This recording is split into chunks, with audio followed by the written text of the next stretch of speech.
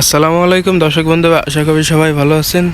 তো এটা হচ্ছে আমাদের ঘাসের জমিতে, মানে ঘাসের জমির পাশে এই যে হচ্ছে মনে করুন ওই যে আমাদের ঘাসের জমি। আর এটা হচ্ছে এই পাশে এই যে দেখেন ধান কেটে রাখছে, এই যে এই সব জায়গায় কি ধান কাটা হয়ে গেছে। এই যে ধান কাটা প্রায় শেষ। আর ওই যে দেখেন এই যে ছোটো ছোটো ঘাসের জমি, এই যে দেখেন কত লম্বা হয়েছে ঘাস, যে কত লম্বা হয়েছে দেখেন, প্রচুর পরিমাণ লম্বা হয়েছে, কিন্তু কাটার সময় পাচ্ছে না, এই জন্য আর কি আসতেছে না। দেখেন ধান কিন্তু সম্পূর্ণ পেকে গেছে।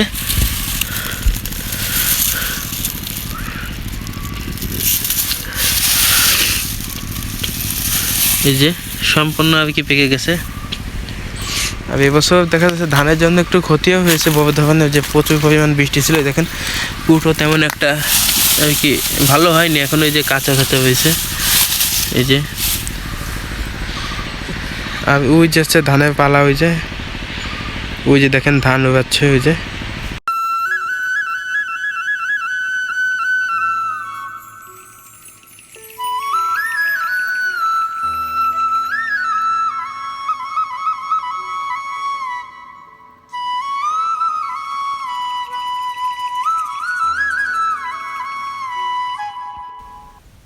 আসলে এখানে আর কি দেখতে আসলাম যে কেমন কি হয়েছে। আমাদের তো সম্ভবত কুটো লাগবে, আসলে যাদের গরু আছে তাদের তো কুটো লাগবেই।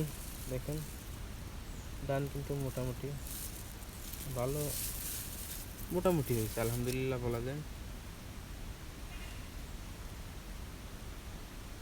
ফাঁকা বিল একদম, অনেক সুন্দর জায়গা।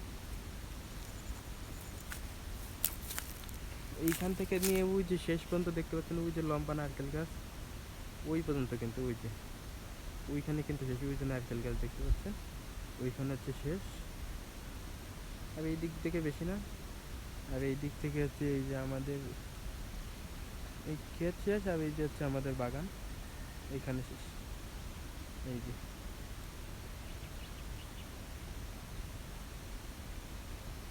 ধান মোটামুটি হয়েছে আলহামদুলিল্লাহ। আর এখান থেকে আমরা গত বছর এক কন কুটো নিয়েছিলাম, আলহামদুলিল্লাহ খুবই ভালো হয়েছে, আলহামদুলিল্লাহ অনেক ভালো হয়েছে কুটোটা, মানে অনেক লম্বা ছিল।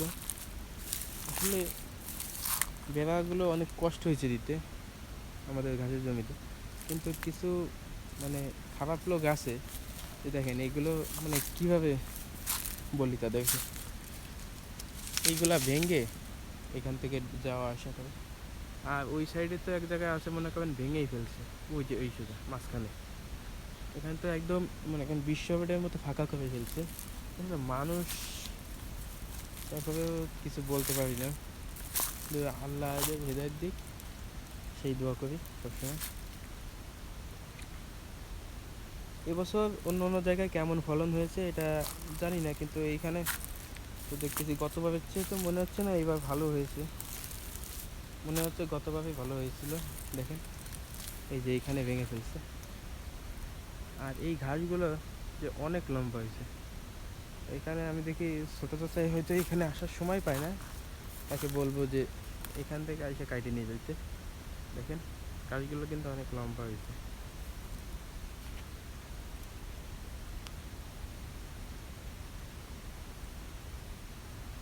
ওই সাইডে যেগুলো দেখতেছেন ওই ওই ধানগুলো কিন্তু ওই সাইড থেকে নেওয়া হয়ে গেছে, বাকি শুধু এই যে এইটুকুন।